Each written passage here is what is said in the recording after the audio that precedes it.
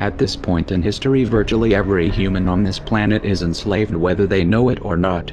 This is not the crude and primitive slavery of ancient times. It does not rely on whips and shackles to keep the oppressed in their place. These tools have been rendered obsolete by much more sophisticated methods. That most of the enslaved are unaware of their condition and would in fact argue fiercely that they are free is a testament to the effectiveness of these invisible chains. You've heard the expression money makes the world go round.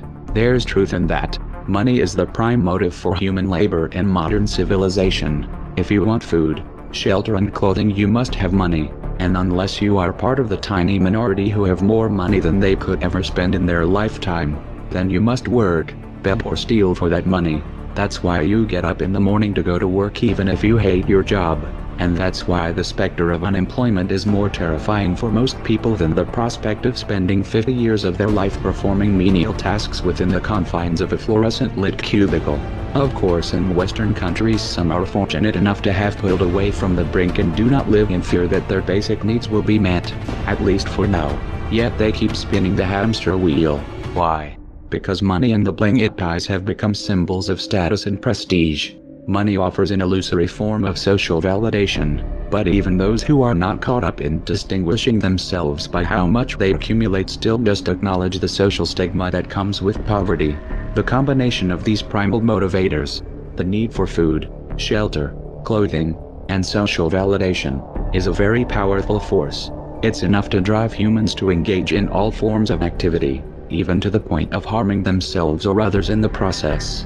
The accumulation of money is therefore an accumulation of social and psychological power, and those who control the creation of money control this power at its source. So who controls the creation of money? Well, in the case of the US dollar, it's not the government. This shouldn't be an earth-shattering revelation. The fact that the Federal Reserve is a private institution owned by a cartel of the world's most powerful banks is quickly becoming common knowledge. Even the mainstream media doesn't deny it at this point.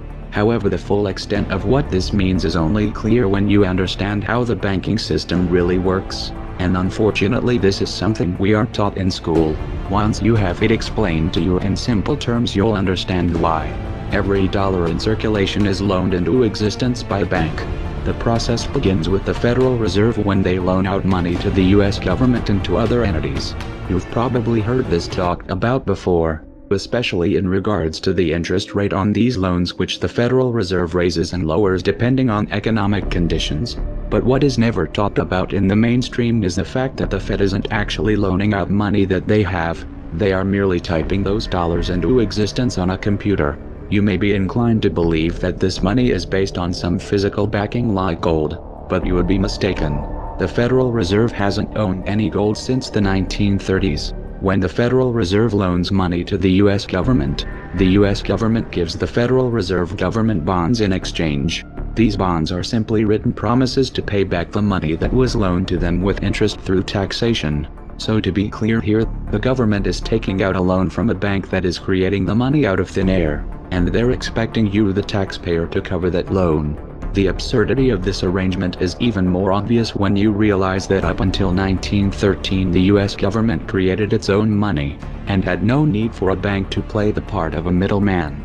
That new money loaned out by the Federal Reserve enters circulation through banks, accumulates in banks, and in the end the banks end up holding all of the cards, but not necessarily for the reasons you may imagine. Contrary to popular belief, the majority of money in circulation isn't actually created by the Federal Reserve, but rather by the ordinary banks that businesses and individuals use for their checking, savings, and mortgages. How is this possible? Well, like the Federal Reserve, ordinary banks are allowed to loan out money they don't have. There are of course restrictions. Banks are only allowed to loan 10 times the amount that they actually have. So if Wells Fargo has $1,000, they can loan you $10,000, and they expect you to pay back that $10,000 plus interest. This is called fractional reserve banking. 75% of all money in circulation is created in this manner. Now, as bad as this may seem, it's really only the tip of the iceberg. Most banks structure payment plans so that for many years you are paying almost nothing but interest and only start paying down the principal gradually. The result of this strategy is that in most cases you pay far more in interest when you purchase a house than the house itself is worth. So here's the real question. If all money is created through loans, where does the money come from to pay for the interest? Let's say we reset the system to zero, loan $1,000 into existence and charge 7% interest. We now have $1,000 in the system, but we owe $1,000 plus interest, and that's more. The money to pay the interest doesn't exist, never has, never will. This would be obvious if there were only one loan being issued to one person in this manner. But when performed on a global scale, the reality is hidden, and is transformed into a game of musical chairs where the person ending up without a seat faces bankruptcy and financial ruin. The interest ensures that there is always more debt than money in circulation. Because every dollar in existence is tied to a debt, this creates an unseen force that draws those dollars back to the banks. Like gravity attracts a physical object to Earth. The catch here is that it is the work of the people that moves that money. Every hour that you work to pay back a loan or to keep the government from throwing you in jail over income taxes is an hour worked for the banks. The total receipts from personal income taxes just barely covers the interest on the national debt, and even the principal on that debt all ends up back in the hands of the banks. Once you understand that the money that the banks loans out isn't actually an asset, but is in fact a piece of legal fiction, it should be clear that you are working for these banks for free. This is a cleverly disguised form of slavery. If you manage to maintain your monthly payments, then you are a successful slave, and you are allowed to keep the material comforts that come with that status. But if for some reason you fail to make your monthly payments, then the bank or the IRS comes, takes your house, your car, and anything else you have of value. If somehow, even with this enormous financial advantage, the banks still manage to get themselves into trouble, you, the taxpayer, will be forced to bail them out, no matter what the banks win. To say the game is rigged is an understatement. You might be inclined to think that if you live outside the United States and don't use dollars, then this situation has no bearing on your life. But you would be wrong. The dollar is both a world reserve currency and the only currency in which oil is sold on the global markets. This is often referred to as the petrodollar status. This means that wherever you live, whether your country is an oil exporter or an oil importer, you are affected. If your country is an oil importer, you are affected by the fact that in order to keep your country running, you have to acquire dollars. To acquire those dollars, you have to send goods and services to the United States or to someone else who did. You too are a slave to the bankers. Likewise, if your country is an oil exporter, you are affected by the fact that you send your oil to the US in exchange for this debt-based money.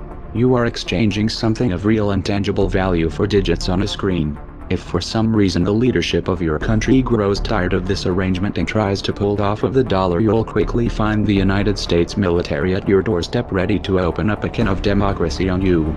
Iraq learned this the hard way when they switched their oil sales to euros in 2000, and Libya when they tried to organize a gold-based currency for Africa. Debt-based money is a masterpiece of social engineering, the ultimate tool of the ruling elite. And yet in reality the whole thing is nothing more than a construct of belief. Our chains are chains of the mind, and the path to freedom must also begin in the mind. If we want a better future for our children and grandchildren, we must work right now to reach a critical mass of awakening. That the dangers of excessive and unwarranted concealment of pertinent facts far outweighed the dangers which are cited to justify it. And there is very grave danger that an announced need for increased security will be seized upon by those anxious to expand its meaning to the very limits of official censorship and concealment. That I do not intend to permit to the extent that it's in my control. For we are opposed around the world by a monolithic and ruthless conspiracy that relies primarily on covert means for expanding its sphere of influence, on infiltration instead of invasion, on subversion instead of elections, on intimidation instead of free choice, on guerrillas by night instead of armies by day. It is a system which has conscripted vast human and material resources into the building of a tightly knit, highly efficient machine that combines military, diplomatic, intelligence, economic, scientific, and political operations. Its preparations are concealed, not published. Its mistakes are buried, not headlined. Its dissenters are silenced, not praised. No expenditure is questioned, no rumor is printed, no secret is revealed.